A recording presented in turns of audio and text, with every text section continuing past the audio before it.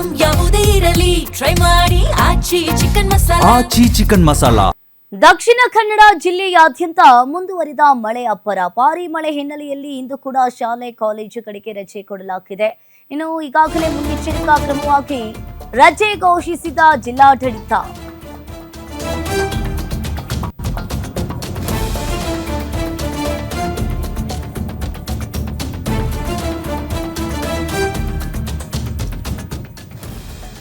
ಈಗಾಗಲೇ ರಜೆ ಘೋಷಣೆಯನ್ನ ಮಾಡಿದೆ ಜಿಲ್ಲಾಡಳಿತ. ಆದೇಶವನ್ನ ಉಲ್ಲಂಘಿಸುವ ಶಾಲೆ ಕಾಲೇಜುಗಳ ವಿರುದ್ಧ ಕ್ರಮ ತೆಗೆದುಕೊಳ್ಳಲಾಗುವುದು. ವಿಪತ್ತು ನಿರ್ವಹಣಾ ಕಾಯ್ದೆಯಡಿ ಕಾನೂನು ಕ್ರಮದ ಎಚ್ಚರಿಕೆಯನ್ನ ಕೊಟ್ಟಿದ್ದಾರೆ.